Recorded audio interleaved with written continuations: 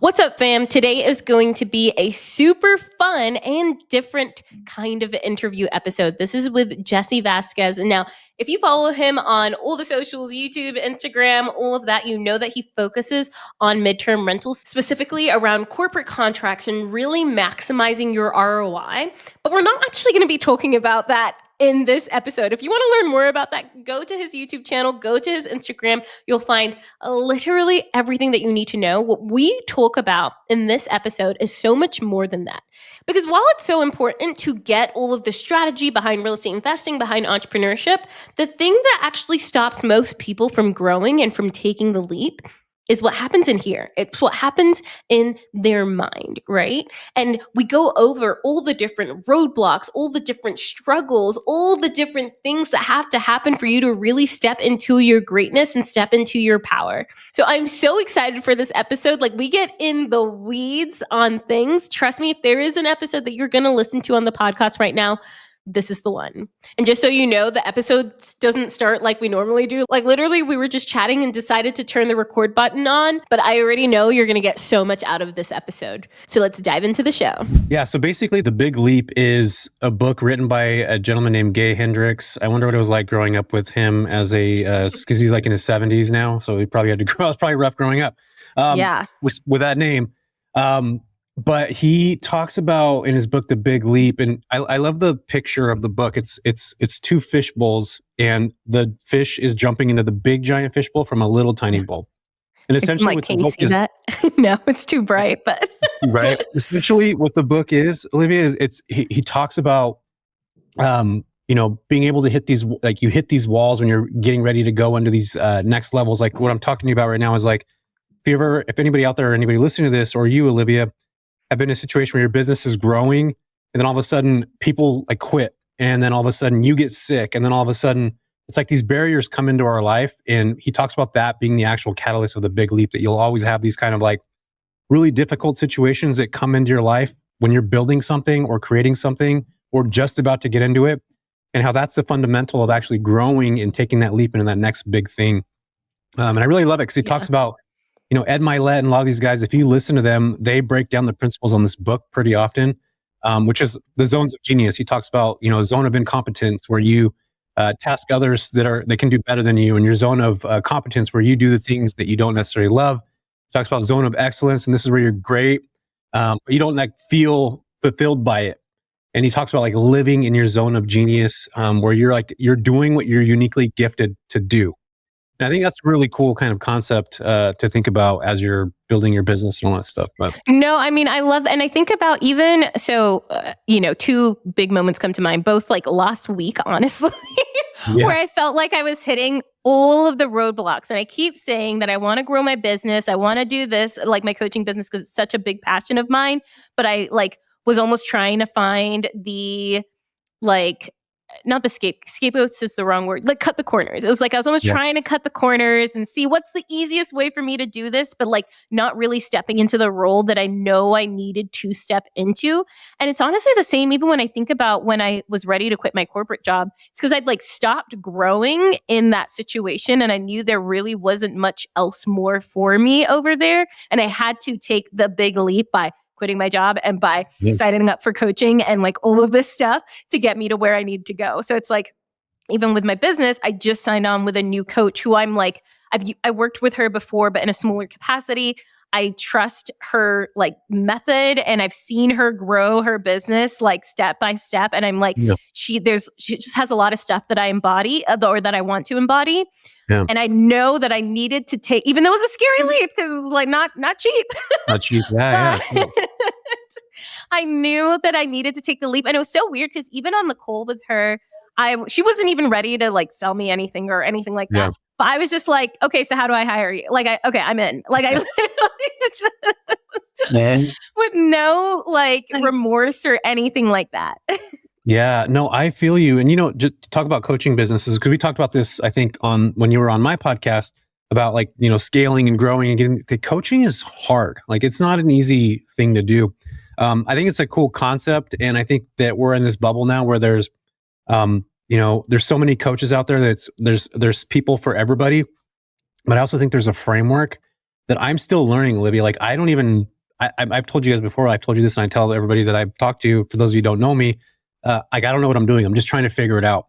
And you get to look at this like Instagram page or these summits that we're doing or these properties that I have and like, oh, this guy's got it all figured out. But like, I don't at all. And I'm like so transparent about that because I feel like everybody thinks they need to have it figured out. In fact, I talk to people all the time where they're like, yeah, I'm getting my business together. And I've been working on my business card for the last like 3 weeks. And I'm just like, dude, you're working on a business card, but what are you actually doing to create the business? Like, well, who cares about your business card? And you know what people are going to do when they get your card? This is it right here. There's a trash can right next to me. It's going to go right into it. That's like, I remember, so I got my real estate license in 2020, end of 2020. No. Yeah, end of 2020, I got my real estate license. And I remember being so excited. I got my business cards made. That is the only business card I've ever had. It still sits. Actually, I just sold my old car. They were still sitting in my old car that I'd had for years. Oh my God. Barely ever like got any of those out. And it's like realizing that you actually have to take the jump and you actually have to do the thing. And I tell all of my students this, I'm just like, just get under contract. Just get under contract. Like you're saying all this, just get under contract. I promise you're going to learn so much more. I know. But it's that scary thing of being unknown. I think you said this a minute ago where it's like, I watch all these people do this too, where they're trying to not do the thing they actually want to do, but they're trying to fill themselves with the busy work that actually they think is going to get them to that next level, which that next level is just the basic beginning. So like if somebody wanted to start content today, they're going to sit there and think about their bio, what does it look like, and who's going to know what they're doing. Like, screw all that. Just keep it simple. Just actually put the stuff out. And then think about your bio a little bit later, get some momentum going, all those kinds of things. But I think people will do that to actually skirt or get around actually doing the thing that they're supposed to do. Completely. Well, and that's like, so even when I think about like a lot of the folks I work with, so the way I have it structured is like, if you get under contract and if you close on your property, you get a one-on-one call as well. And the reason for that is because I tell people, you need to get the property rented. Like, yes, you bought the property, but you actually have to get it rented. And so many people will just like skirt around the fact like, oh, well, I don't have the right pictures yet. And I still need to order this. Like, girl, if it's rentable, put it up, you're going to get the stuff and put it in later, but you just have to go over the hump and actually get the place listed. And it's funny because I think sometimes too, we think like, okay, we've done it before, we can do it again. But I even catch myself doing the same thing. Like I just went live with a property a few months ago, and it was one of the biggest properties that I've done personally. But I found myself being like, well, I still haven't finished this part and I still haven't finished that part. And oh my gosh, pictures aren't going to happen for 3 weeks. I'm like, Olivia, like, open up that calendar and just get it booked. Take pictures on your phone, take pictures on your camera. You're going to change the pictures later. Yeah. Yeah, you're going to get to it at a certain point. And it's funny because like we all do that to a certain degree. And the cool part about this is like being on a podcast like this, you get to hear these things and hopefully like start to understand like, all right, I'm aware enough to know this is what I'm doing. And that's the hard part right there, is being like having that being self-aware of those kinds of things, or having people like you and I are that just call you up and be like, dude, what are you doing? Like nobody cares about your bio right now. Like just put the content out, like create stuff first, do that later. But I was a victim of that mentality, which I still am even to this day. But the cool thing about it is now I get to recognize that, I understand it, I see it, and I'm able to like maneuver around it. And I think that's important. That's an important process of growing. But yeah, building business coaching is just like hard. I mean, I had a coach, his name was Tati Moore, $75,000 to work with him for a year, which is wild to even think about. I would have never ever thought in my life I'd spend 75 grand to work with somebody. But in reality, like this is how I look at it now. And this is where I wish most people that were getting into any coaching programs, I'm not selling anything right now. I'm just selling you the idea of how I think. So listen to this real quick if you guys can. And you as well, Olivia, since we're talking together. But if I pay $75,000 for something, I know on my skill and ability, I mean, I've been in business for 10 years.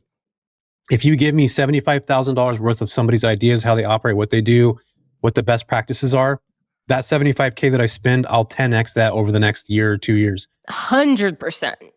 And if you can think like that, then, and that's the hard part, is like, how do we get people to think like that? That's because not everybody's going to have that. In fact, they're not supposed to. Like there's supposed to be people that don't think like that. But then there's this really beautiful group of people that really want to build. Not that the other people aren't beautiful and they're not whatever we're talking about right now, but they're just like, they're builders. They want to create stuff. $75,000, I know that I'm going to be able to 10x that. Whether somebody's spending $5,000 on your course, the amount of skills that you're going to give them, they're stealing your 10,000 hours. They're able to do it a lot faster. And that $5K that they spend on that program, it's probably going to be $50K after a year or 2 years. Like, you're getting so much information. It's hard to force feed somebody to think like that. Okay, y'all, do I have something exciting for you? Now, I just came out with a brand new free training on exactly how you can get started investing in real estate within the next 3 months. Because if you're someone who wants more freedom in your life, the ability to travel the world and do the things that you actually want to do in life, you're going to want to listen up. Trust me. Now, this training is freaking awesome. I literally go in and spill the tea on the number one strategy that is working right now, like literally today in today's market. And I go over how to look at deals and make sure that they actually cash flow, and how to set your properties up so that you can run them from anywhere in the world. Like, I literally have managed my properties from over 6 different time zones. So if you are stuck in analysis paralysis, you don't know where to start when it comes to real estate investing, but you know that it's something that you want to do in the future, this training is going to be for you. So to check it out, click the link in the show notes or DM me the word hack, like HACK, on Instagram, and I will send you the link. Now let's dive back into the show. Yeah. So I guess, question for you is, how did you get yourself to even start thinking like that? Because before you were working in corporate, like, I guess also for anyone who doesn't know, can you just tell people what you were even doing before all of this? I was basically skateboarding until I was like 4. I'm just kidding. I worked in healthcare as a sales manager for, 17 years. Found a travel nurse. Her name was Barbara. She worked in a hospital. She had this beautiful accent. She said things like, "Don't you know? And isn't he a doll?" And I'm in California. Everybody says dude and bro man and does this all the time. I'm doing the hangman sign. And I was just super attracted to her voice because we don't have that those voices here in California. And she told me she was a travel nurse. So 17 years in the business, I found out travel nurse was doing these things, paying $3K for Olivia, the crappiest hotel on the planet. And I go down to the HR department. I talk to the HR representative, and I ended up getting a contract with this company to house travel nurses before I even had a house. So I had the contract before the house. Long story short, I got into real estate without even wanting to get into it. It just happened to fall in my lap. I found the opportunity. And to answer your question now, where do I think I found this? I think it's just when you get around higher level people. Keep in mind, you guys, like, I just talked about skateboard. I grew up in a very skateboard culture. Skateboarding is like, certain crowds, like, everybody smokes weed, you drink. Like, I started doing that like really early in my life, like as a teenager. Took me down the wrong path. I was hanging out with the wrong people, and I ended up getting a job, like I mentioned before, in sales. I didn't even graduate high school, and I'm saying that because it like pains me to say it out loud. But the reason why I'm bringing it up is because I had to learn all these little skills that started to give me confidence. And then when I started to ditch my friends that didn't, want to grow, they were still smoking weed and living in their parents' basement, eating Hot Pockets. I was like, I don't want to do that. I don't want to be that guy. I don't want to continue to live that way. So I started letting go of those people, bringing in people into my life, whether it was through YouTube videos, Tony Robbins, whatever, like starting to absorb information from these other people. It changes the way you think, right? We think about energy, frequencies, and vibrations. Like, I really, truly believe in that a lot. So starting to get rid of the negative vibration, which was people continuing to, smoke weed daily, live with their parents. And now is introducing a new frequency or new energy, which is like Tony Robbins, a gentleman named Les Brown. I don't know if you're familiar with him at all. He's like get a chance, go listen to him, Les Brown. He's a motivational speaker. And I started grabbing this information from him, and it started to make me realize that these people that were at a higher level, they have something that I had in me, and it was confidence, and they started to pay for these kinds of things. Like, they started to pay for the opportunities. And that's where I started to realize, like, okay, I'm around these people. I need to start doing the things that they're doing in order for me to create the life that I want to have.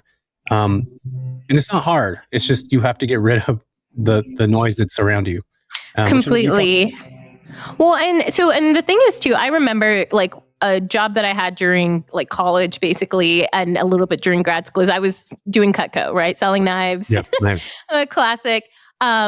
And I remember so many people told me like, oh, that's so low value. Like, you're going backwards. Like, I was studying to be an engineer, but I was like, I don't know. It seems like I can make some money and learn some stuff. And I tell everyone that was by far one of the most useful jobs, and like the one that I really learned so much on, because you're kind of exposed to entrepreneurship. And it was like the first place where I started to like listen to personal development stuff. And so I think I read the 4 Agreements. It was like, that was the first personal development book I'd ever really read. And I was like, whoa, what? Like, it was almost like my brain just like went, you know? Yeah.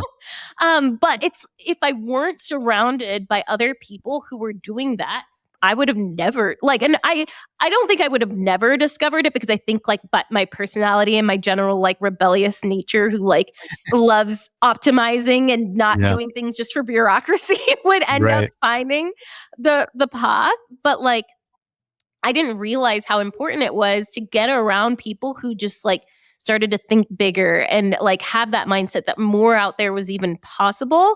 Because it's like once you start getting in the room with people, I guess this is me going on a little bit of a tangent, but it's like we invest without questioning into college, I went to private schools growing up because we were expats as we moved around, but like no problem, right? That makes sense. Even though there's no guarantee, number one, that you're even going to get a job out of college, depending on what you major in. And then on top of that, people will go into hundreds of $1,000s worth of debt for a job that's going to take them 10, 20, 30 years to pay their debt back off. But then when it comes to investing in like a higher level skill that could give you that ROI so much faster, people are super skeptical about it. But I will say, I think a part of that comes from just like not just a lack of knowledge, but we've just almost given education, like traditional education, this higher status simply because of like the degrees and the certifications and things like that, without really taking a step back to think of what that actually means, you know? Yeah, not only that, but I'm not against education. I have a daughter who's 21. She's graduating from San Diego State in literally like 3 months. So like my kids are going to college. Yes. I want them to get that experience. She wanted to go. But second off, like I think that we've been indoctrinated that education is by far the be all end all, which I think what's worked in the past isn't necessarily going to work in the future. And we're seeing that happen right now in real time, right? We aren't living the same way we did in the 50s, 60s, and 70s. In some ways, the US has went back to that, which I don't want to get into right now, but there is a lot of things that have changed. And I don't necessarily think an education college education today is going to, because I have friends that literally got 4-year degrees in like communications. They're working at Starbucks right now. Yeah. And granted, Starbucks is a great place to work. And they're managers and they probably make 60 to 100,000 a year, which is pretty freaking awesome. But that's the cap. And I think that's where some people are okay living that way, Olivia. I do not want to live a boring life like that. Like I always want to live extraordinary. I want to live, I wanted to make a lot of money. I wanted to be able to travel, go where I wanted to go. And to do those kinds of things, you have to put in a lot of work. Does college do that for a lot of people? I think there is people that actually do, are able to build that. But also, I think college teaches people how to show up on time, how to pass tests. Yeah. And I think that's what employers like. Okay, this person was able to go to 4 years of this. They showed up every day. They passed some tests. But there's a lot of other people. Although because I started skipping classes in college. Did you really?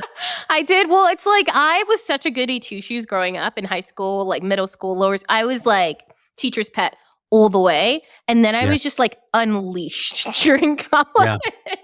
Yeah. You were just like, let go? Yeah. I was like, oh, I don't have to go to class and I can just cram right before and still get a decent grade. Cool. I'm going to do that. I'm doing it. You know what's crazy? When I got that job as a sales, I actually started off in 2003 as a delivery driver. So this is this oxygen company that I worked for, which got me on the path for sales. I got that job because I spoke Spanish. They were only hiring people that had high school diploma. I happened to be the only guy that applied that spoke Spanish and had a driver's license. And I was a delivery driver. And there was this dude, Olivia, that came into the office. Did I ever tell you this story? Mm-mm. I don't think so. This guy, everybody picture this. This dude looks exactly like David Spade. And if you guys are watching this video, he was walking in like pointing at people like this with a fake gun. And like everybody was like laughing. So like think of The Office or something. And like that was my first scenario of seeing this dude that looked like David Spade. His name was Matt, driving this beautiful BMW. He walks out of the office. So picture me now like leaning over to my boss and saying, hey, Vic, I want to do what that guy does. And Victor, who was my boss at that time, was like, that guy's got a college education. Like you're not going to get that job. And he was a sales rep. And I'm just like, man, like I want to do what that dude. Like everybody likes this guy. He's driving a BMW. He's doing finger gun pointing and everybody's laughing. Like I want to be like that guy. And what Vic told me right there, like really damaged me mentally for a while, because he said, you're not going to be able to do that because you don't have this. And at that point, I was just like, damn, dude, this sucks. Long story short, I ended up bugging that boss, and I ended up being Matt, David Spade lookalike's assistant. Fast forward another year, David Spade lookalike, which his name was Matt, gave me all these crappy accounts on these places, and guess what I did with it? I made those like the best accounts. So I was the first person the company hired that didn't have a college education, that was a sales rep, a business development manager for the company. Out exceeded every single other person that they hired that had college education. And after that, we started hiring people that didn't have college education. They came from AT&T, they came from Cutco, things like that, which is pretty cool to think about. You know, people look at certain things in a rigid way, knowledge, and there's real life experience that is completely different. Yeah. I think it's important to remember that as you guys are building your careers and things of that nature, because again, how bad do you actually want it? I knew the second I watched this dude walk in, based off how everybody treated him, and he was like super charismatic, like just fun to be around. And I'm like, man, I learned a lot from that guy, a ton. I probably wouldn't be here with, talking to you right now if I didn't, go through that whole situation, learn about that, get the hardship, the heartache of him telling me, you don't have a high school diploma. How are you going to be a sales rep? Right. I need it to happen. You know what I mean? No, that is, and it's so interesting too, because you definitely don't need a diploma to be a sales rep and to be good at business and to be good at entrepreneurship, right? Like you just have to, anything, it's the belief in yourself that you can actually do it, and that fire under your butt more than anything else. Yeah. Because something that was interesting, even that you said, is like, you talked about how you knew like you were going to take it and make the best accounts possible and all of that. So I guess, have you ever had a situation where you've doubted your ability to make something stellar or like to crush it at something? Because I find that a lot of people don't really have the belief in themselves. Like it's almost like they haven't built up the reps and the previous experience or knowledge to show them that they're capable and that they're possible. So has there ever been anything that you've done where you kind of doubted yourself a little bit on it? Every day. Every day. Which is why I like to do podcasts and I like to listen to podcasts. In fact, the stuff that I listen to, it's like a reminder every day of like, keep doing the thing that you're doing. Like you're on the right path. Everybody says the same things. Like if you listen to podcasts, whether it's Dan Martell, Cody Sanchez, Arthur Brooks, like everybody's saying the exact same thing. I need to hear those things like daily and sometimes weekly, because I'm in the same boat as everybody else. But what I'm trying to say is that I think over time you start to have a little bit more belief. Have you ever watched that video where Kanye is talking to somebody? I know Kanye is a little off topic right now, but I love this because he's talking to a guy. It's like Dan Rather or something interviewing him, and Kanye is crazy. I'll tell you guys that. But he is. Listen to how listen to how his brain thinks about stuff. He was talking about something, and he was like, "I could be a professional basketball player today." And Dan Rather, the guy on ABC, whatever, was like, "Do you play basketball?" He's like, "I never played, but if I wanted to, in the next couple of years, I will be the best basketball." Like his brain actually believes that. Yeah. And I think it's some weird space you have to have that delusion to believe that you could actually do something. And this is where it's important, where I talk about the energy and the mind and all this stuff, where this is why I need to be reminded, because I believe that if you do think you could do something, you absolutely 100% can. If you don't think you could do something, guess what you can't do? Yeah. You can't do the thing that you're saying you're going to do. So why not rather get on that side of glass half full rather than glass half empty?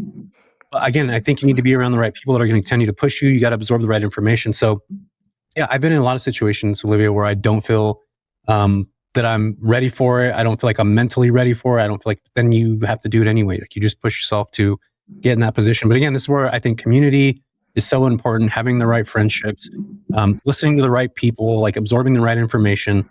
That's going to be really valuable in the long run. But again, this is just me. What about you? Do you feel like you're in the same boat? 100%. Like I've always had the belief that I can do anything I set my mind to. And I'm so thankful because my dad told me that growing up. He always told me like, oh, you can do anything. Like you can really do anything. And then but the funny thing is when I actually went and did anything, which was quit my job, I'd go into real estate investing. What are you doing? They was like, what are you doing? Yeah. But like I'm thankful to say like I'm generally always confident in myself. Does that mean that I don't have days where I doubt? Like I doubt myself all the time. That's why I hire coaches. So that I stay on track. But it's also, I like what you said even about the delusion, because that's something I tell people all the time. Like, I am probably one of the most absolutely delusional people out there. Like, Yeah. I've taken my dog to Portugal. I just like will go do stuff on a whim. Like, what are you doing? I'm like, I don't know, but I'm going to figure it out. Yeah.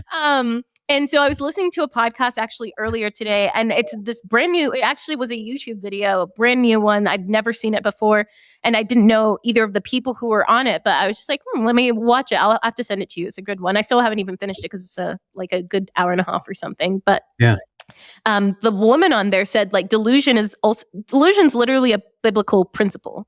So in the Bible, like they talk about having, like, that's essentially what faith is, right? Right? Yeah. Like the idea of faith and just believing in something without actually seeing it, without actually like having the full proof in front of you, that is faith, that is delusion. But you need to have that in order to do anything extraordinary. Like it's just so important. And I'm not religious personally. I grew up Christian, but I've always believed in a greater force. Like there's something out there. There's spiritual and just I know for sure that there's something out there. And like having that belief is straight up delusional when you think about it too. Yeah, I agree. Yeah, there's a mythical man in the universe. That's I agree to that for sure. But I also believe there is a God, and there is like something bigger than us for sure. The same way I grew up super Catholic, which is it's still in my blood somehow, some way. Like you can't get rid of it, any type of stuff that you grew up with like that. So I always fall back on it. But I do believe that you have to have this level of delusion. And I think, again, going back to what you talked about earlier about your parents, like my mom said that same thing to me, that you could do anything you want to do. Like you were born in the US, like you've already won the lottery, like you're here, like you're already a human. Like that's pretty freaking awesome. Like you could do all these things if you put your mind to it. So I've always had that constant, kind of thought in my head. And maybe that was my parents fluffing me up and making me believe that I was more than what I actually was at the moment. Or maybe they saw something in me that I didn't see. Or maybe I think it's really important to make sure to tell your kids that they literally have the opportunity to do whatever they want if they choose to put the energy and time in. Because again, things don't just fall on your lap. You have to like work for them. Like that is 100% true, right? You got to like put in the time and energy to do stuff. But that was an impactful thing for me as a child too, same as it was for you, because it made me delusional. Yeah. No, like, truly. I can do anything else. I don't know if you feel this way, but I find that like my job as a coach is to instill delusion in other people. It's to instill confidence, right? It's so that they believe that they can do, because at the end of the day, you can't force anyone to do anything, right? Yeah. Like they have to take the step themselves. And I feel like part of what we do is to just like show people, number one, that it's possible. And number two, that they have everything within them to be able to like get it done and figure it out and like carve their own path, I know. Yeah, I think the problem with a lot of people is that they see the roadblocks as being the roadblocks that aren't going to allow them to get there, rather than like, how do I get through this? Like, and we've all heard the saying before where it's like, you put these negative thoughts in your mind and all of a sudden that's what you're going to see. You don't necessarily look at any of the other things that are important for you. And I feel like that right there is where a coach is able to show them the route to go, the blocks that they're putting in their head and the way to get around them. Like, and a lot of it is self-imposed kind of infliction of your own beliefs, of your own thoughts, of your own identity in a lot of ways. And that's what's actually clouding you from getting from point A to point B. Thankfully, you and I had parents that were able to tell us stuff like that we've heard, but there's a lot of people that did not get to live like that that had extreme hardships, which you might have had growing up. I grew up pretty in a middle-class family, not too bad, but there's circumstances change people in certain ways. And I think that right there is when you're getting to unlearn a lot of those things and start to find that ability in yourself. That's where that self-development, that growth, of wanting to be able to build more for your own self and your own identity and create something of value. Not that you don't have that already, but something you actually like own. It's yours, whether it's your business, whatever. That takes a lot of work and it takes years. It doesn't just like, you don't just flip a switch one day and all of a sudden start to have that mindset. And I think if I can give anybody anything, it's just to learn how to do that and to spend the time and energy absorbing information that could be beneficial to you. We're so lucky to live in a digital age where I can literally listen to a podcast or put on a YouTube video, like a random ass video like you watched today, and you're going to be able to pull some information out of that.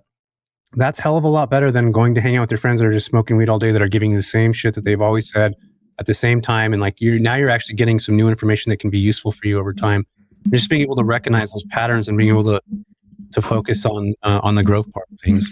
Totally. And I mean, I genuinely believe too, it's like if you were gifted the vision of whatever it is you want in your life, you were put on this earth to make it happen. Like I truly, truly do believe that. And I always find that like when it comes to podcasts or, you know, YouTube videos or maybe someone that you come across on social media, it's never a coincidence. Like literally, it's never a coincidence. There's a reason that they're being put in front of you. And so take note of that, right? Like take note of what's happening because it's the universe signaling to you, right? That you should probably go like start looking into that path. And sometimes it's a way to show you not what not to do. And sometimes it's a way to like nudge you in that direction. Yeah, no, I'm totally with you on that. I used to not believe like everything happens to you for a reason kind of thing, but now I really truly, I mean, we just talked about it right now, like why I'm even on this show. I had to go through the heartache of a boss telling me that I had to go through those negative things in order to get to a position where like, oh, I could do this. But it also made me like, I've always been one of those people, Olivia, that's like, it doesn't matter what I'm doing. I want to be the best at it. Yeah. I can be playing freaking pickleball or riding or penman, whatever it is, hangman. I want to literally beat everybody. Like that's what I want to do. See, I don't have quite that competitive of You're not competitive like that? I think I compete against myself more than I do other people for sure. And I've always been like a solo sport kind of girl. Like I've never really been a group sport because I think I've always liked bettering myself and less so concerned about what others are doing. Are you an only child? No, I have a brother, but I think universe. the thing is I was the star child for sure. Like my brother is awesome. My brother is just so much nicer than I. I know I'm nice, but like my brother is so much kinder, so much funnier, like just such a good time of a human being. But I was definitely the like school smart, high achiever, all A's kind of girl. You got the attention. See, like me, like I recognize this about myself in years of therapy that like I have 3 other brothers, 2 older. So my parents, I have a brother that's 10 years older than me, and then another brother that's 9 years older. So my parents like back-to-back kids. And then 10 years later, I came around, and then my younger brother came around. So like middle child competing for attention with everybody. So like I recognize that now as an adult. So like probably why I'm like, you know, so overachiever, wanting to do a lot of things, wanting to be seen and all this stuff. That's literally what it stems from, or what I think it stems from. And I think that, you know, that competitiveness that came from like me trying to outshine my brothers to get into my parents' tunnel vision, right? You want to be seen, you want to be heard, and you want to be acknowledged. And I think those things right there are really important, especially as a kid growing up. When you have siblings, like that was the rivalry that was happening there. And again, this is me recognizing this, you know, 30 years later about, you know, why that potentially could be. And I think that's an important thing, a lesson to learn is like, why am I this way? What's the point of this? Like, why am I doing this? What is the goal behind all these things? That's where that interpersonal kind of understanding of yourself, which I'm still learning a lot of to this day. But I think that's really impactful too for business, Olivia, when you grow. I think entrepreneurship is like one of the ultimate self-development tools on the planet. Like you will literally know more about yourself by running a business than you will anything else. Which is why I always think it's important for entrepreneurs to go into therapy. You're doing like really difficult stuff. There's going to be times where you're not able to meet freaking payroll and you're sitting there just like, what am I going to do? Like, how am I going to make these things happen? Like, it doesn't matter what W-2 job, you're never going to be able to have that feeling of wanting or needing to pay somebody on their job and not having the money to do it and trying to figure out how to.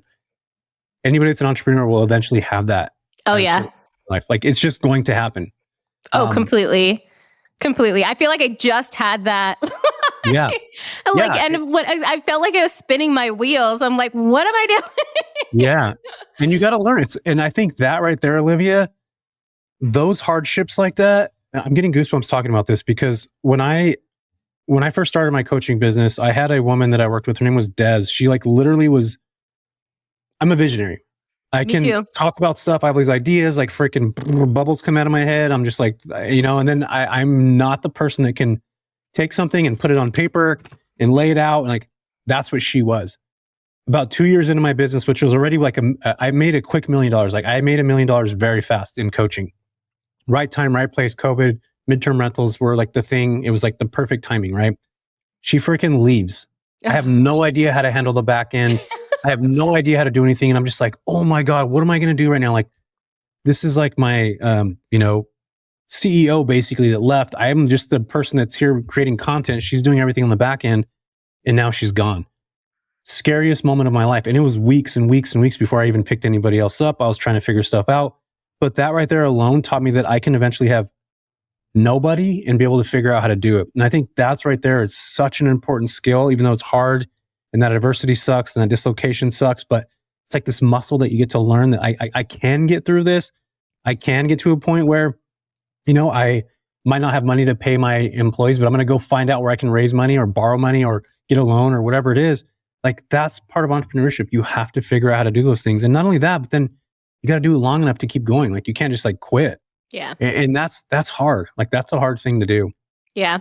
And I always say, like, whenever there is a hardship, there's always something to be learned out of it. Like, for example, in that situation too, like, I automatically went to, okay, well, what are your SOPs like? Right? Because I've been in the situation where I'm like, okay, I'm ready to hire. And then I hire someone and realize that, oh, my SOPs suck because I have no idea how to train you right now. Yeah.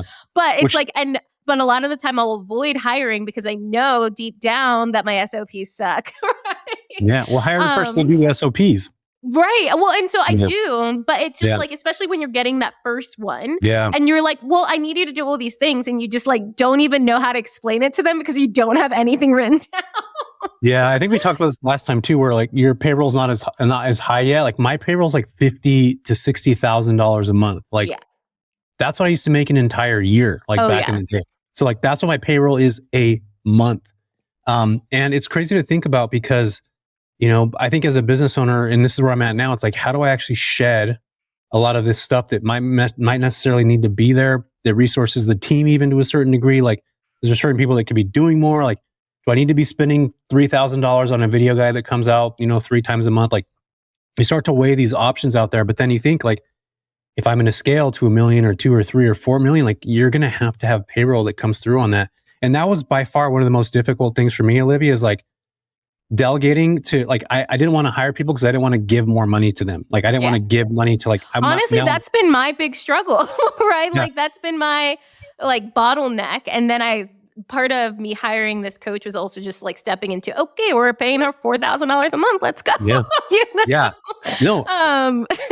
But you have to do that. You have to be able to, trade off. Like, you have to be able to have that, you're going to pay somebody $3,000 or $4,000 a month.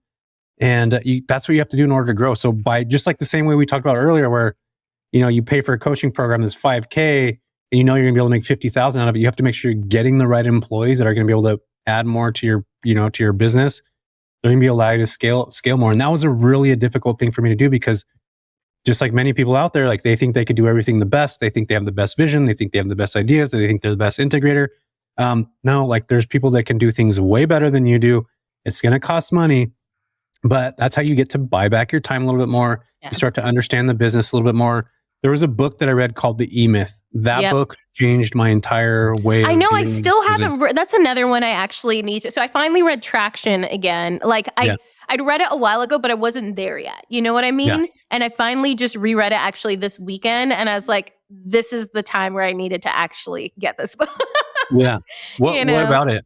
Like, what did you? I think it was just like really committing to like the $1 million mindset and like the systems and processes that need to be put in place and like the hiring that needs to happen in order to get there. Because I think I was talking to you about this last week or a couple of weeks ago where, my costs aren't super high yet, which is awesome. But I also feel exhausted and like I'm spinning my wheels trying to figure out, okay, what's the easiest route? But part of it is I know the impact that I want to make on people's lives. I know the impact that I want to make on the world. And when you have a big vision like that, it does come with big expenses too. And that's okay. And I think I had to finally me figuring out like what that big vision really looked like allowed me to kind of shed the walls I had up in terms of hiring. And I think, to be fair, I needed to go through that to be able to shed the walls, right? Like, I needed to really like step into, okay, there is a bigger vision behind this. This isn't even about real estate investing at the end of the day. Like, there's so much more behind this. Yeah. And like for 2023, like we made like 1.8, like a lot of money, more than I made ever in my life. And then 2024, I was like, I'm going to reinvest a lot of this back into hiring. I've hired my first $100,000 operational manager. Like, that was like a freaking stab in the stomach. I'm like, oh my God, what am I going to do? But like, I knew that 2024 was going to be a year that we were going to be spending a lot of money to build and to like learn new things and try to understand stuff. In fact, that was like my vision for 2024 was to spend money in the business. We were negative some months. Like we didn't make 1.8. We didn't do that. We did hit over $1 million, but our operational expenses were freaking 70%, which is crazy high. I knew that was going to happen. And I think the thing that I love about the book is it really breaks down the 3 plays that every business owner has. There's in that book, he talks about a technician, which is a worker, somebody that loves doing things that are hands-on, like baking or cutting hair. There's a manager, which is the actual organizer, focusing on systems, keeping things running like super smooth. And then you have the entrepreneur, which is the visionary, right? The you and I, that plans for the future, that's innovating, that's finding the opportunities for growth.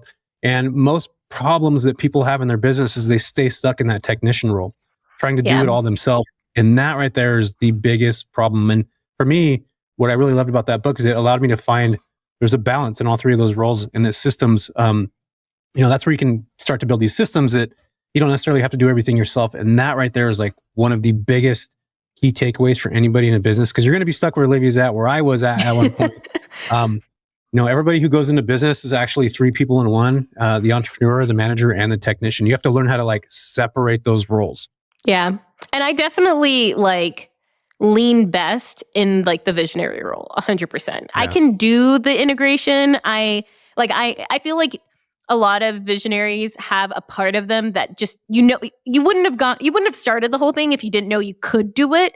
But where my true like genius lies is the bigger picture thing. And that's where I get excited. And that's where I'm like, yeah, let's. Yeah, I'm with you on that. I've over the years, like my last 10 years in a W-2 job, I was working for a lot of startups. So I would go work for a company that just started up. It's a healthcare company that had, 10 or 20 patients or something like that. I would leave that company 2 years later. That company would be worth like 5 million, 7, 10 million. When I first walked in, it was nothing. I'd go do it again, bring my entire team that I worked out before. It's like looking back now, I had the leadership like many, many years ago. I love going to starting something new, fresh ideas, watching it grow. I do not like maintaining things. And I think same. You're in the same boat. So I think now I'm in the space where like, okay, I know what I love, and it's starting things from scratch. It's getting the ideas together, like those juices of like flowing of like, yeah, we can do this, we can create this, we can do this. And then start to put the pieces together, and then the team, helps bring that along. But then once that's done, like I want to do that again. Yeah. I want to do that again. That's where my zone of genius is. It's in that little bubble of starting something, getting it together, watching it come from the ground up, almost like a house being constructed. I love the process of that. So I know that now, like, 10 years of being in business, and even going back to the 10 years prior to leaving my W-2 job, that's what I did. Like I would go in and build these companies from the scratch. We would have meetings in a rental property that I had with like a new company that I work with. We'd all be in the house having a meeting because we didn't even have an office yet. Like I love that freaking startup feeling. And I recognize that now, 10 years later, like that's what I love doing. And I'm really trying to focus more on spending energy there and creating things.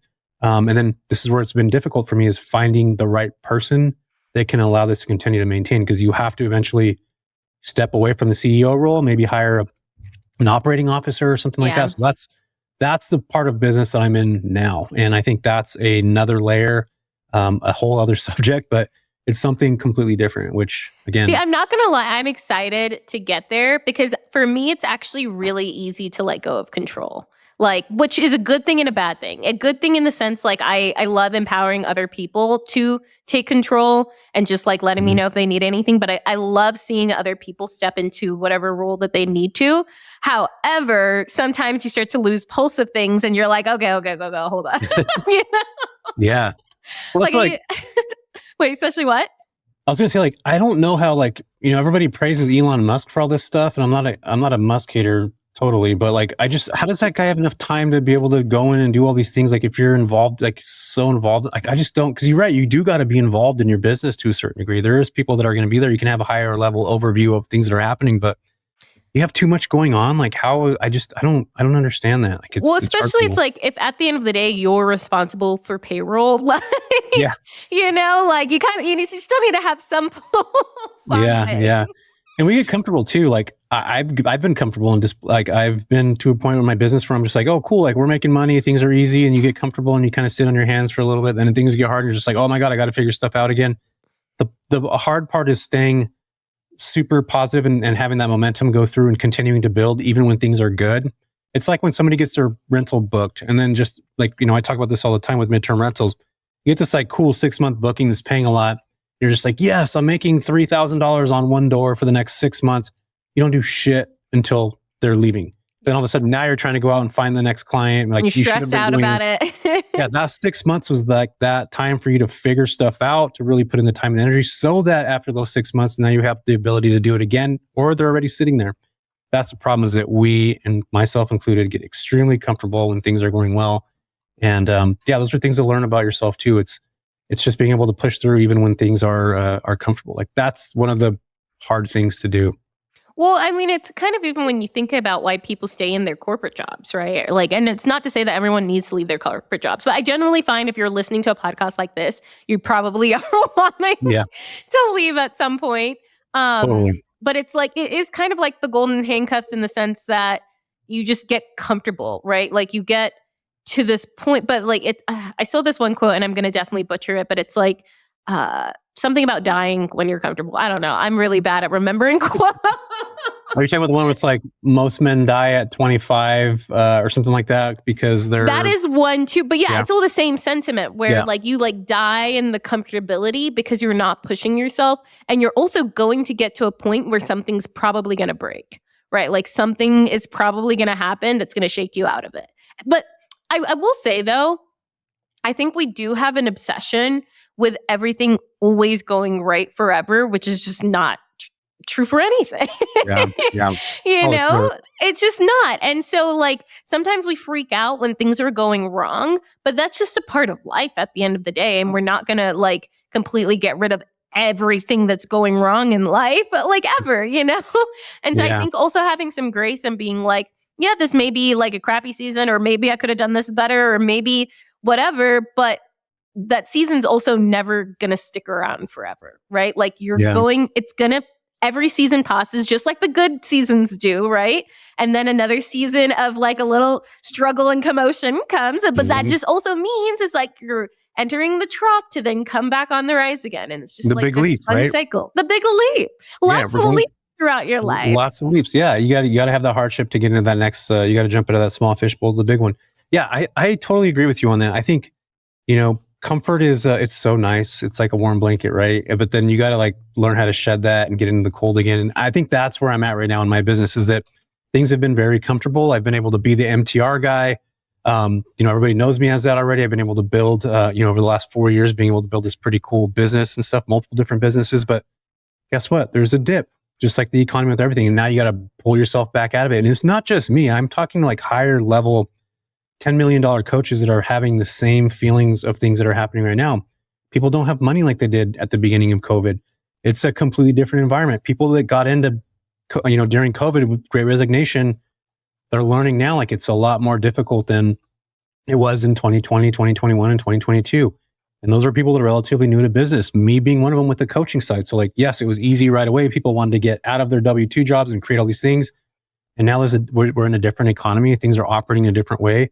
And you have to be able to adjust and pivot and come up with new ideas and throw things at the wall and see what sticks. And I think that right there is where that innovative kind of mentality is really so important, and to try to stay out of the comfort as much as you possibly can, because that's where growth is. And I know that is for me, and I'm positive that it is for you, that when you do that thing that's so uncomfortable, that's where you're going to get all that energy to not only have more confidence, but to be able to feel like, yeah, I can actually do this. And that's what you want to have, is that feeling of like, you know what? I actually can leave my W-2 job. And if it sucks doing this, I can just always go back and get another one. And I think that's the frame of mind that you need to have, because quitting a W-2 job is freaking hard, Olivia. Oh, yeah. The everything thing I've ever done. But you got to plan it. Like I didn't plan it. I just like left on the whim. Oh, same. Yeah. I tell everyone I know to plan it out a little bit more, but I just like got to my edge, and it was like a day of planning and looking at my finances being like, I can figure this out. Yeah, I'll figure it out. I'll do. Yeah. But I think that right there, that taught you so much in life. Like I got to figure it out. And like, I have to, there's no other way around. I used to get paid on the 1st and the 15th. When you look when you look at I had Wells Fargo. I still do. Every time I look at the 1st and the 15th, that payroll that didn't show up in there, it's a different feeling. Like it hits different. But it also creates like this sense of urgency where it's like, dude, I need to figure stuff out. I need to figure out how to do this. And the second you're able to collect your first dollar from somebody, it's a magical feeling because now you have the ability to like, okay, I can actually do something that people are going to want to pay me for. Doesn't matter if you're selling something, you're creating something, whatever it is, your first rental property. It's just a really powerful feeling. But I don't know. It's fun talking about this stuff. I know. And I appreciate having like an episode like this because I'm also curious to you because like you said, markets are changing right now. What are ways that you're getting creative? Yeah. So I've been the midterm rental guy for the longest time, but now I'm starting to incorporate, I'm actually going to be adding more to my coaching layer. I'm actually going to be rebranding from Air Venture Academy, which was like leave Airbnb and come over and venture into this corporate world. I'm going to be adding, I think I talked to you about this last time, Olivia, maybe not, but I see a rise of what I call the modern investor, which is like somebody new getting into real estate investing. They're not looking at buying traditional real estate. They're looking at midterm rentals. They're looking at short-term rentals. They're looking at renting by the room. They're looking at, corporate housing. They're looking at residential care facilities. So I'm creating a coaching program that has each layer of those. Love that. So that people can come in and like, I want to learn how to modern invest. I want to try midterm on one of my properties. I want to diversify and learn how to do a residential care on another. I want to learn how to do rent by the room. So we have all these different tools in the toolbox that can help us create more for ourselves and to create more opportunities for the people around us, but also have different exit strategies. If one doesn't work, then another will. Yeah. And I think for me right now, that's like, I try to take a step back and see what's the real estate environment looking like over the last 5, 7, 10 years since I've been in the space. A lot of it, 2010 or 2015 when I started, was long-term rentals. A little bit of short-term. 2020 rolls around. Everybody wanted to short-term rent everything. I rarely heard anybody talking about long-term rentals, to be honest with you. Even going to real estate conferences, still didn't really hear a lot of people doing it, unless they're buying in like, Cincinnati or something like that. But now, even today, like I just see this modern investor that's looking at different ways. So we're rebranding. We're going to be doing something completely different. And I'm creating a SaaS company that is literally around software as a service for midterm rental operators. So it's like, we got to reinvent the wheel. We got to make sure that we're changing and evolving. And like I mentioned earlier, what's worked in the past isn't necessarily going to work in the future. And you have to be ever evolving in that way, because my coaching business, if I ran it the same way I did in 2020, wouldn't be here. Like I would have shut down. Like you have to evolve and you got to change and you got to figure things out. And that's where it's tough because again, things are changing. They're not what they were, for sure.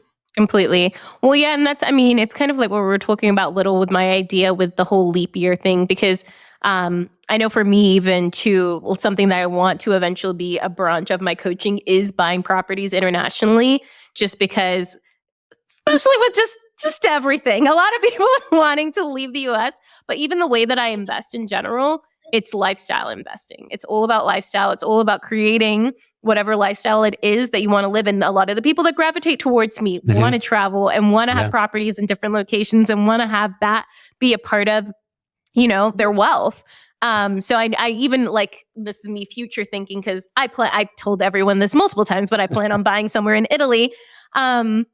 Like I know that that's going to be an awesome branch within the brand. And the cool thing about entrepreneurship is you can kind of do it within the things that you're interested in, right? Like, cause your people end up finding you. And it's so funny because I've like seen a bunch of people's different coaching programs, and it's totally demographics, totally different demographics in each person's, because you are speaking to a certain person that's going to be completely different to like the kind of person that I'm speaking to, for example. Right. And like gravitate towards people that we see ourselves in.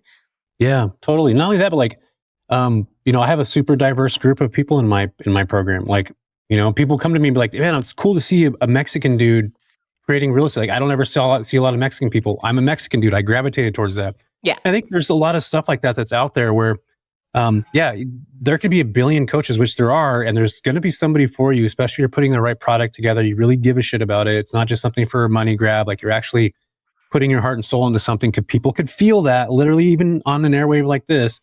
And I think it's important to make sure that, you're putting out a quality product. And that's something we're working on too, is like, how do we refine this? How do we make it better?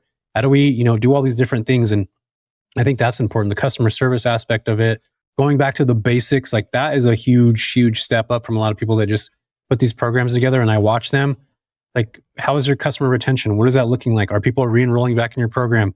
Are they, how much money are they making through the entire process? How long does it take them to get their first deal? What are they doing after their first, like documenting all those things so you know what's actually happening with the people that are in your program. I think that's like really important too.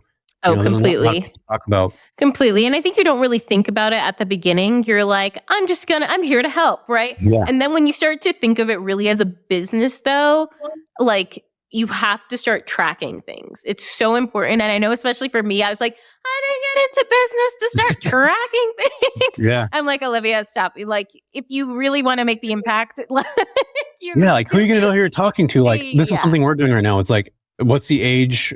What's the average income of the person? Are they married? Are they single? Do they have kids? Do they not have kids? Where's their range of buying? Like, now I know if I'm creating YouTube videos or who I'm talking to, a 42-year-old Mexican guy in Los Angeles, and he's got a kid, and now I know exactly who I'm talking to. I'm just giving you an example, like ethnicity, all that stuff. Like, now I know who I'm actually who my audience actually is. How do I create content or put stuff together that's specifically for those people? Because I know that's who I resonate with. And it's valuable to them, right? Like, I think we get caught up in, I just want to put content out there that I enjoy, but like, what value are you actually providing is also a question I always continue to ask myself, because as much as and sometimes I do just throw stuff out there for fun, right? Because at the end of the day, like, life's not that serious. But like, especially if you're trying to create a business out of it, you have to be intentional with what you're putting out there. And that doesn't mean like I include a lot of like probably more personal stuff than some other people. But part of that is I know like the people that I gravitate towards also talk about that stuff. And I want to know their opinion on things and see like how well we do kind of mesh, and not to say that like if they have a different opinion, I'm like, no, screw that person. But it's more like understanding the thought process, right? That is what always intrigues me. And that is what pushes me to hire someone or to work with someone or even want to become friends with someone, Yeah. Well, I think there's a lot of authenticity that needs to make sure that you're like, not you, but I'm saying in general, people that need to bring into their stuff is like, I feel like everybody tries to copy each other. Like, these different influencers are trying to do what they do.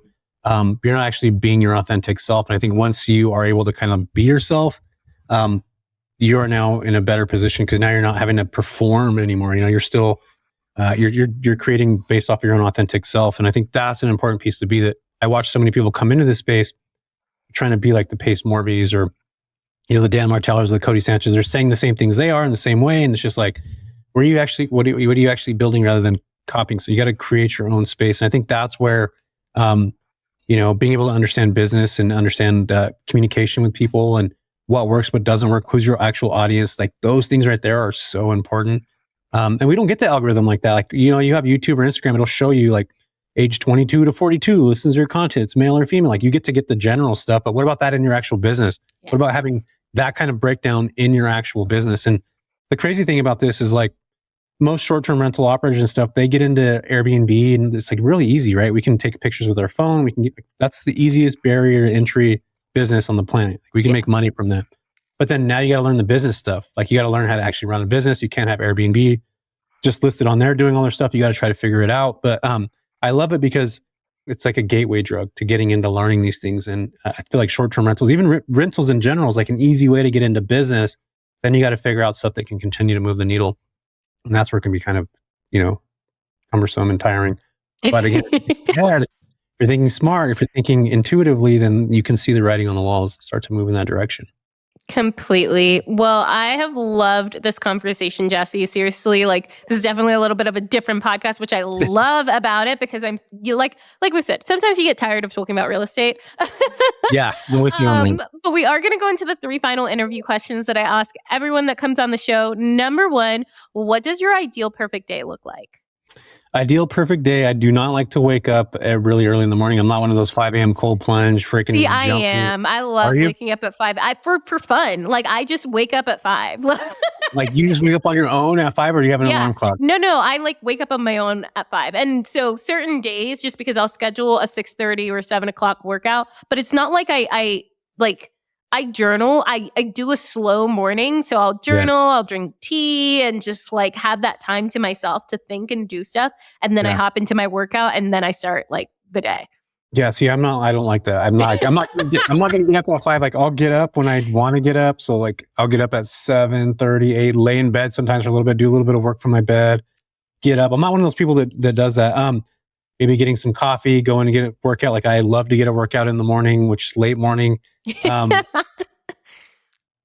don't know. I enjoy working too. So like anything that has conversations like this, like really get my day going. I need to move somewhere where there's a beach nearby because I love taking walks. Like that's fun to me. Maybe jumping onto a. Do you live in California? Where do you live? I live in California. I'm in Northern California, but I'm like an hour away from the beach, an hour away from the mountains. So I'm right in the middle. So one of those slow days that just allows me to have some work, some family time with the kids and the family, and being able to walk and then getting exercise. And I'm not super complicated that way. I'm a simple dude. But that's the thing. Most people are like everyone thinks that their perfect day is like going and traveling, and don't get me wrong, I'm a big traveler. I love it. But a lot of the time those are escapes, which I don't think is a bad thing. Like I'm the kind of person who I love going on a little escape. I think it helps my brain just like calm down. And, you know, that's where I get a lot of my creativity and stuff like that. But most people's perfect day is so simple. Spending time with people that they love, getting a good workout in, using their brain in some form or capacity. Or like helping somebody like with a small problem, or just like, you know, I love that stuff. You know, going out and getting coffee, maybe working a little bit. Like this doesn't need to be crazy. I don't need to be simple. I'm simple. I love it. Okay, number 2, what is your mantra or something that you tell yourself over and over again? Don't have a panic attack today. I'm just kidding. I'm like, it's my heart rate right now. No, I'm just kidding. Mantra that I tell myself on a regular basis. I think I tell myself that I could do hard things, because sometimes I feel like I'm just a super anxiety ridden person. I've always been like that. So like anybody that has anxiety gets in their own head more than any single person on the planet. I happen to suffer from anxiety for a long time, and I'm talking like panic attacks that crippled me, like couldn't even leave my house, like agoraphobic type stuff. Not recently, but like it's still burned into me. So I have to like always tell myself like I could do these difficult things, and which is why I like if everybody had the ability to see me before I go on a stage and like see what that craziness is like for me, I think people would be like, dude, this guy is like, I don't know how he's doing it. Cause like, I'm literally like having a panic attack. And all of a sudden it's just like, hey guys, welcome to blah, blah, blah. And it's just, I start sweating. Like I just like, and I don't sweat that much on a regular day-to-day basis. But if I'm like getting on stage, like I have to make sure I'm wearing something that doesn't show sweat. You got to triple coat the deodorant, all this stuff. Yeah. I got to switch to like actual real deodorant, not the like charcoal stuff. Cause it'll, I don't think that stuff actually works at all, Olivia. Oh my gosh. I love it. Okay. Last question. What does wealth mean to you? Wealth means to me exactly what I was talking about earlier, like being able to wake up whenever I want to wake up. I just love that. I don't like alarms. I don't want to deal with an alarm clock. I think being able to spend time in the way that I want to spend time rather than how somebody tells me I need to spend time, that is freaking wealth all day. And also obviously not having to worry about money. I think that's another thing. When you get to go buy something, you don't have to check your bank account. Like that's a really cool feeling to get. I still have burned into my brain every time I use my ATM card that it's going to be denied. Like, because I know what that feels like. I know what it feels like, and it's awful. That always led me to like, oh, I'm not enough. I can't even make money. I'm not able to do these things. So like now being in the position that I am, that I'm grateful enough and I work really hard for it, that I still deal with those things. But I don't even know where I'm going with this, but no, I love that. And I out of curiosity too, like how did you get out of the mindset of not feeling like you're enough? Because I think that's a problem a lot of people have, especially around money. Like just, especially if they didn't grow up with a ton of money. Like, how do you get around that? Can I tell you something? Yeah. I still think that every day. Yeah. Every single day. Yep. And it's something that I have to consistently work on because, but also I think that's why I've been able to push myself. But this is where I'm coming to terms now with being able to like come to terms with my identity of myself being enough, which I think is a hard thing for me to do because I've always been like, that's how I was able to create, not graduating high school, like what does enough mean? Grabbing for attention from my parents, what does enough mean? I think those are things now where I'm trying to really sit down with myself and try to figure out like, what is enough? Yeah. Is enough $5,000 in my $5 million in my bank account? Like, what is it enough? What is the enough part? And I think not a lot of people talk about this, because if you look at every single super motivated person, they at a lot of times don't think that what they have is enough. It's always that next million. Always. It's never enough, right? But they're not going to tell you that. But they're not going to say, this is not enough. This is not enough. And they're filling themselves with the things that they think that they need that's going to make them happy. In reality, like, it doesn't do that. Yeah. And I think that's when you're able to get to a position where you make enough money that you can actually sit down and be like, fuck, like, what does enough mean to me? Yeah. Then you start to figure it out. And that's where I'm at right now. I love this. I love this for you as well. I know it's just like the biggest personal growth and development journey. You just kind of get slapped in the face a lot of the time. Yeah. But the thing is I like it. Like, I genuinely enjoy the growth. When I'm going through it, sometimes it freaking sucks. And I'm like, can we not today? Like, can we just please have it easy? But like, you always come out on the other side so much stronger with so much more intuition and just, you just learn and grow so much. Not only that, but you get to ask yourself the hard questions that you should have been asking yourself many years ago. And like, now, what does enough mean? Like, what is that? I get to sit down with myself, because I tried to avoid that for the longest time, Olivia. Like, sitting down with myself, having that quiet time, wanting to run off to go watch a show right away so I don't have to actually sit with myself. Like, I'm learning those things now. I'm learning why I was doing those things. So maybe that's our next call. I'd be like, well, why do you travel all over the place? Is it you running from yourself, Olivia? For a while it was. Now it really isn't. And I think that's probably why I travel a little less now. I did the crazy travel for years, for so many years.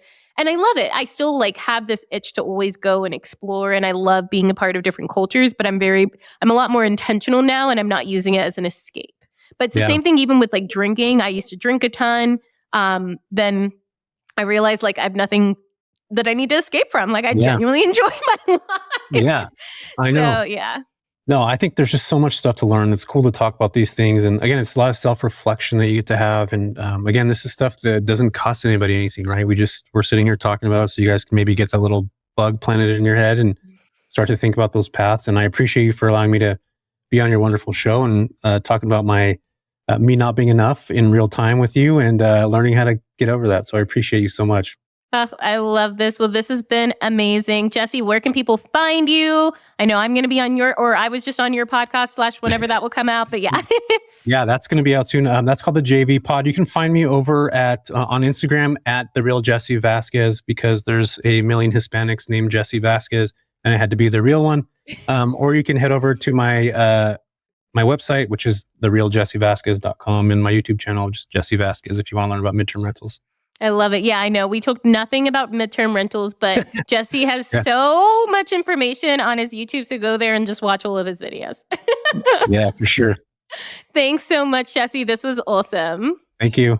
Thank you so much for listening to Wonderlust Wealth Show. Now, don't forget to follow the podcast, or if you're watching on YouTube, make sure to hit that subscribe button. If you love this episode, it would literally mean the world to me if you shared this with a friend or a family member, or literally like anyone off of the street. Like right now, go ahead, share it so you don't forget, or post it on social media and make sure to tag me. I love seeing what you're listening in on and what you resonated with, and I'm just so freaking thankful for you. I'm so freaking excited for you. I love you, and don't forget, life really doesn't have to be hard.